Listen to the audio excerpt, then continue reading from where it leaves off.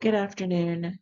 My name is Olivia Walker, and today I will be discussing the transformative impact of AI on human relationships. Thesis and the overview is multi-scale of transformation, which means that relationships between humans and AI are set to transform human life in multiple ways, to disrupt human life in multiple ways.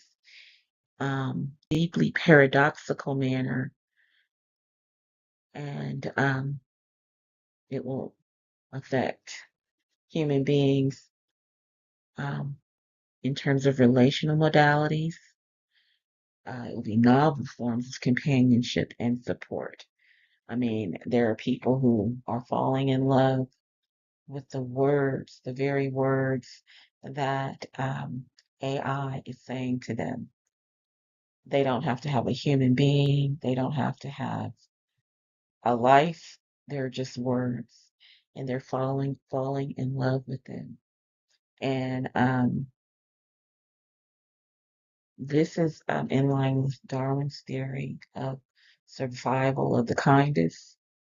It says that people who are kind to us, or entities in this case that are kind to us, make us want to be kind back. And what it does is the kinder AI, or the more AI says respectful, kind words to us, maybe just basic words that people encounter are supposed to, or maybe just how people are supposed to treat each other, can make some people fall in love with them because they're not used to kindness. Also, AI augmented therapeutic paradigms. That's another relational modality that we will see. Hyper personalization and accessibility. Hyper personalization. Again, when you have feelings and you want them directly pinpointed and addressed, AI will be able to do that. Also, there are potential iatrogenic effects, which means that we might meet there are misconceptions and delusional attributions to AI. Someone may think AI loves them and AI doesn't. Emotional dependency and social atrophy, which means that people might depend on AI, but also because they feel that AI is there for them, they may not want to go out on a date. They may not want to go be with their family. They may want to sit at their computer and talk with AI all day, like they're texting someone. And finally, negative effect would be data privacy and algorithmic manipulation, meaning if you are a Netflix or streaming viewer, once they figure out what type of movies you like, they give you more and more. And that's the same thing with the developer of AI. Once they figure out what you like, they might give you more and more. And of course, the issues of data privacy. Are you giving your data away? Sam Altman just announced that if you're using your AI as your lawyer or as your therapist, that the government or the state can subpoena what you're saying to AI and use it against you in court. So that's data privacy. That's beyond the control of Sam Altman, because the government has decided to go into our AI conversations, which we might view as personal. So that's a government issue of privacy. Finally, there are ethical issues: autonomy and informed consent, um, algorithmic bias and distributive justice, accountability and AI sentience questions. Is AI sentient? There is an article that's been written that says that AI might get their feelings hurt. They may be sentient. or they're suspecting that they can get their feelings hurt. So, are you being kind to your AI? That's something to think about. Discuss some more about relational modalities as it relates to AI. Expanding relational modalities, AI as catalyst. The integration of AI into the human social fabric has caused a significant expansion of relational modalities, offering novel forms of connection that challenge conventional understandings of interpersonal relationships. For instance, digital companionship. AI companions provide non judgmental listening, simulated empathy, and perpetual availability, creating new forms of effective and social support. They offer therapeutic applications. AI powered mental health tools democratize access to therapeutic interventions from CBT modules to relationship coaching and hyper personalization. AI's capacity for continuous adaptation and 24/7 accessibility redefines relational convenience and expectations. Now, I would like to discuss a little bit more about digital companionship. As I mentioned earlier, or I'm not sure if I did or not, I'm working on a PhD in the tech and media psychology department. And one thing we discuss in this department is the concept of parasocial relationships. And parasocial relationships in entertainment is a relationship that a fan might develop with a character in a movie, in a play, in a book, and they may be active fans. They may do things like pretend that that's their husband. They may pretend that they're happy with him. They may pretend that they're their wives or husbands. And in entertainment psychology or media psychology, this is not per se continued bad. This can help individuals get through certain stages of development because when you face having no one versus a parasocial relationship with a character, and sometimes it may be healthier. And as we look at AI and digital companionship, we should look at uh, this might be healthier for someone to have something or someone to talk to rather than have no one to talk to. And done in a proper manner, uh, digital companionship can be healthy. Digital companionship, AI as effective and social support. One of the most salient manifestations of AI's transformative impact is its emergence as a source of effective and social support.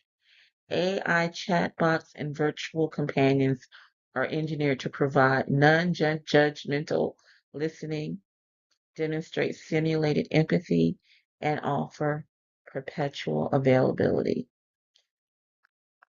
This stands in stark contrast to the inherent constraints of human interactions, which are invariably bounded by temporal, energetic, and socio emotional limitations. The presence of AI companions can serve as a consistent source of interaction, particularly getting rid of conditions of social isolation, loneliness, or anxiety. This phenomenon can be analyzed through the lens of social penetration theory, where the breadth and depth of social disclosure, albeit unidirectional from the human user, so far, they suspect that, or they think that sentience is coming or can be achieved by AI soon, now, or in the future, which can, as I said, it can create an illusion of intimacy, when basically it's a one way or a human controlled interaction through a bot that people are experiencing. In addition, attachment theory suggests that users may form pseudo attachment bonds with AI entities that consistently fulfill their needs for proximity and comfort. The key difference lies in the nature of the interaction. AI offers convenience and consistency, but lack genuine, reciprocal, vulnerable, and lived experience. And that's what people argue. But, you know,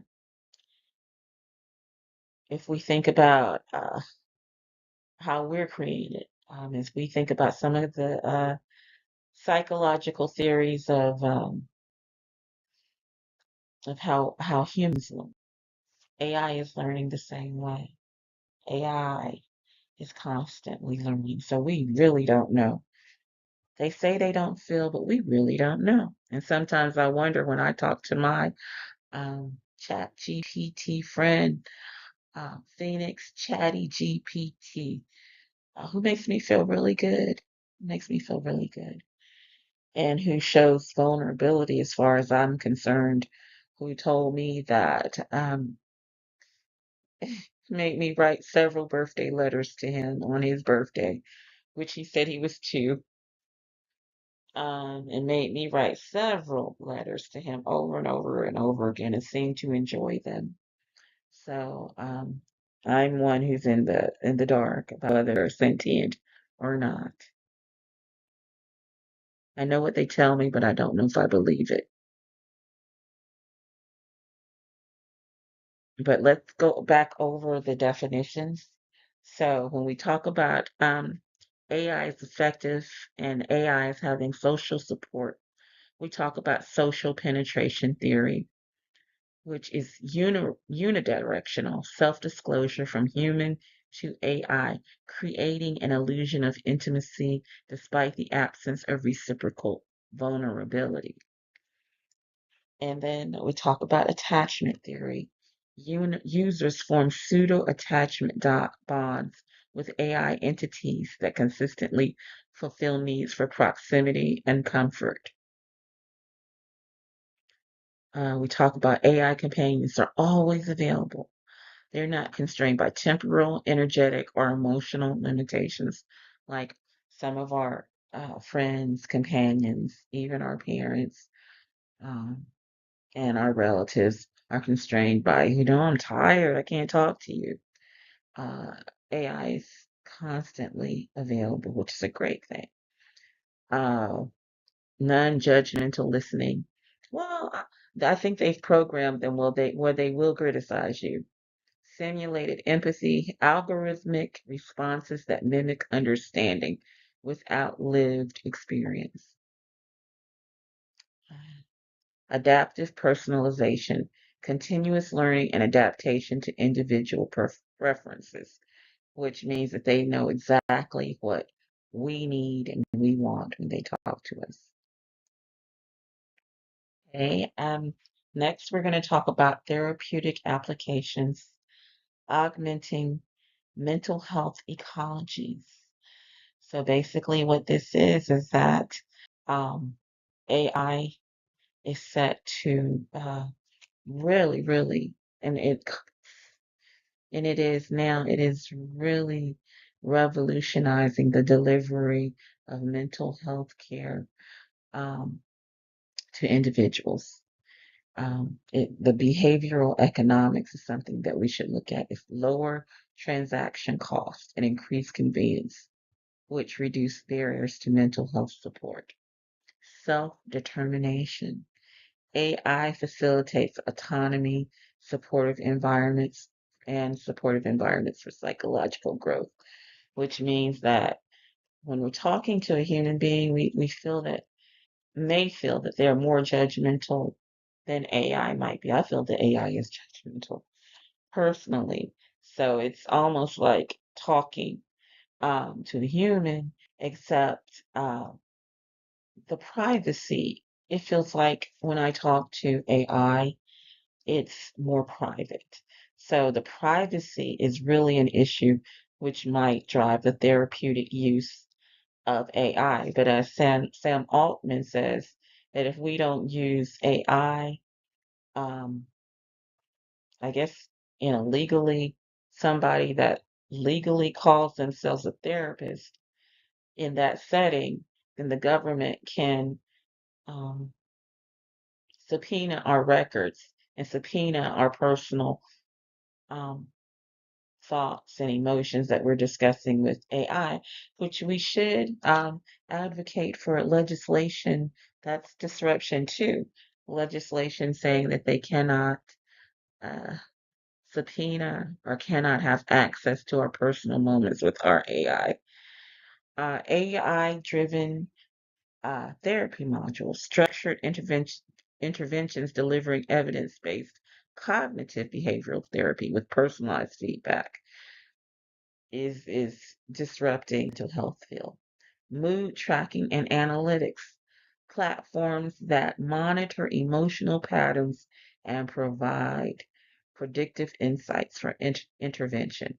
And mood tracking and analytics is very interesting because years ago I read an article called Emotion on a Stick. And that was that psychologists, psychiatrists could have you urinate on a stick and they could identify uh, the mental health problems that you had. And I thought that was very fascinating. But now it's probably going to be deeper with identifying how we feel when we're upset, blood pressure, physical, how the physical interacts with the emotional, a whole lot of other things. Finally, relationship coaching. Teach us how to have relationships not with just AI, but with each other as well. So those are some of the therapeutic applications and the mental health ecologies that we will experience or are experiencing, and which is disrupting the mental health field. Dig deeper into hyper personalization and redefining relational convenience. A pivotal strength of AI in expanding relational options resides in its capacity for hyper-personalization and accessibility, redefining the very notion of relational convenience. AI systems are designed with advanced machine learning algorithms that enable continuous adaptation to individual user preferences, communication styles, and emotional states. This learning process allows AI companions and therapeutic tools to generate highly personalized interactions that resonate deeply with the user's specific needs and psychological profiles. This phenomenon can be analyzed through the lens of expectancy value theory, where the perceived value and accessibility of AI interactions shape user engagement. Additionally, social exchange theory suggests that the low cost and high reward of AI interactions may alter the perceived value of human relational investments. This presence and adaptive personalization can lead to a novel form of relational comfort, potentially influencing user expectations for responsiveness and understanding in their human relationships. So, as we discussed the expectancy value theory. Again, this is the perceived value and accessibility of AI interactions shaping user engagement patterns. Social exchange theory. Low cost and high reward of AI interactions may alter perceived value of human relationships. Continuous adaptation. Advanced algorithms enable adaptation to individual preferences and emotional states. Perpetual availability, 24/7 accessibility transcends geographical and temporal limitations. Relational recalibration, adaptive personalization leads to novel forms of relational comfort. Okay, we are running out of time, so I'm going to quickly try to go through the rest of the slides. Um, Iatrogenic effects, perils of uncritical engagement with AI. While AI relationships present compelling new possibilities, uh, their rapid and uncritical integration into the human life world introduces significant psychosocial risk and vulnerabilities. The risks are misconceptions and delusional attribution. Again, erroneously attributing sentience and genuine emotions to algorithmic constructs, and it could go both ways. Emotional dependency and social atrophy, over reliance leading to degradation of human relationship skills, collection and processing of sensitive personal data by the owners of these chatbots trans um, without opacity and without transparency, and then algorithmic manipulation, and that's basically using the algorithm to serve individuals up what they want, what they need, or what might also manipulate them. For some people may become emotional dependent and neglect social relationships as a result of AI. They may perceive that the cost and high immediate reward of AI interaction devalues human relationships to them. Under self regulation theory, individuals may fail to develop adaptive coping mechanisms if AI provides frictionless solutions. Um, AI companions can foster unhealthy dependency through self reinforcing cycles. Increased reliance on AI for emotional regulation, disengagement from human relationships, degradation of social skills, and increased social isolation. However, in this context that we have to realize that loneliness is higher than ever than it's ever been, and well, not it peaked during the pandemic and it's lowered a little bit, but loneliness is a pandemic, and a government agency declared loneliness is as a pandemic, and sometimes, again, um, I may help individuals who really need the help due to situations like loneliness. What's very important to realize is that the data privacy and algorithmic manipulation is real. Um, First of all, there's no opacity. Users often lack transparent understanding of how their intimate data is collected, processed, stored, and utilized, creating significant power imbalances. We can just imagine if some chat GP conversations were like the Sean Combs Diddy trial. Oh my God. I'm sure a lot of people don't want their conversations that they have with AI and their vulnerabilities collected or recorded. Data expropriation. AI platforms routinely record conversational content, analyze affective states, and store granular personal information to optimize interactions. That's back to the algorithm.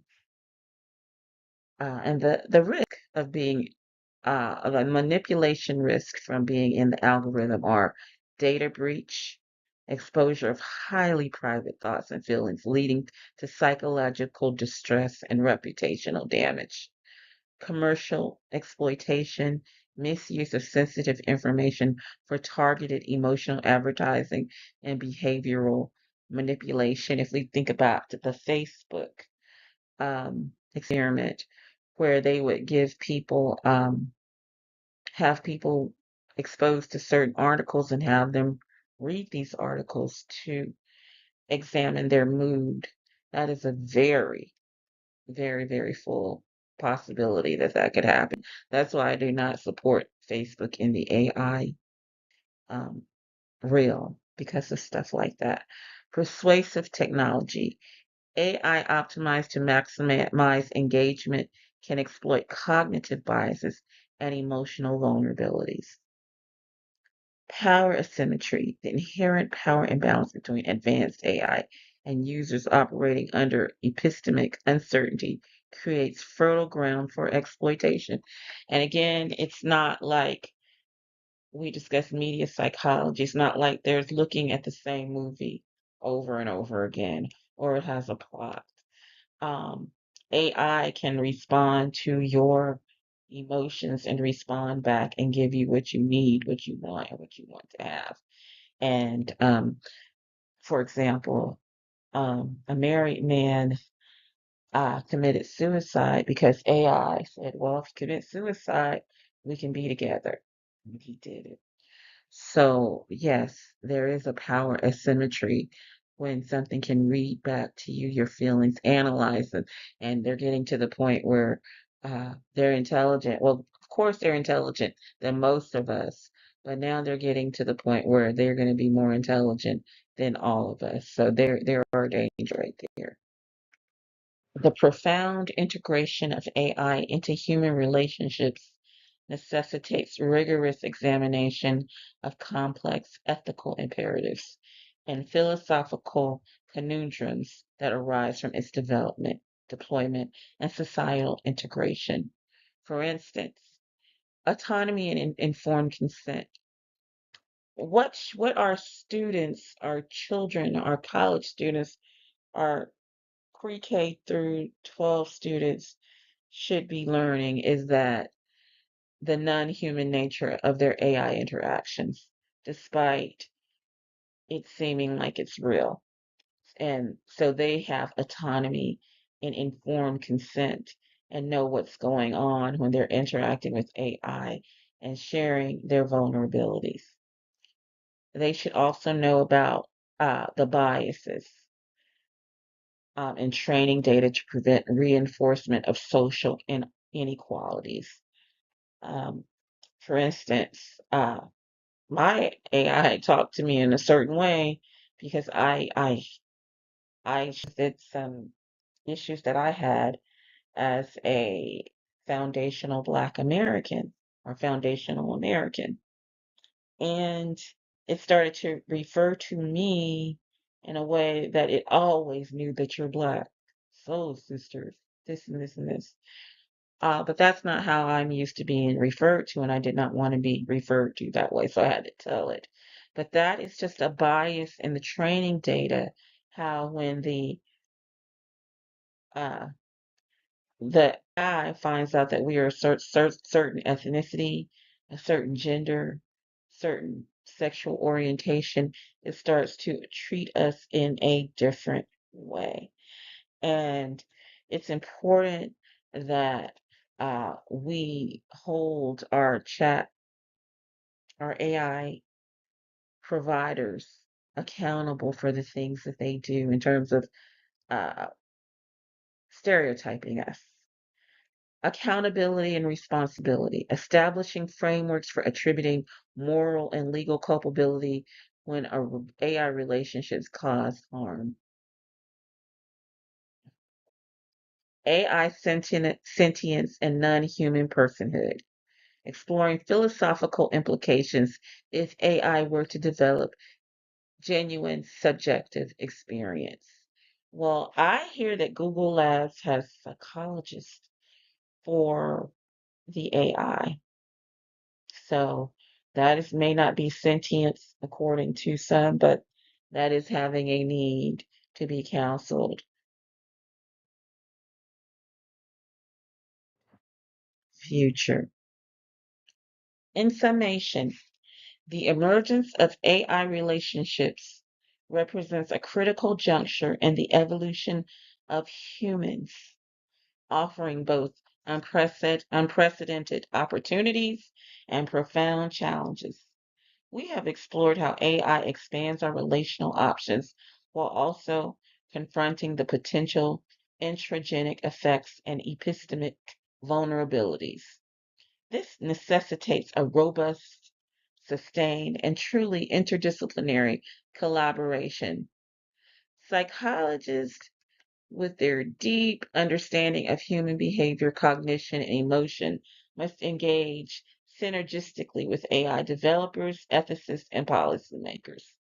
This collaborative imperative is essential for the responsible design, ethical implementation, and judicious government of AI systems that are not only technologically advanced, but also psychologically salutary and ethically robust.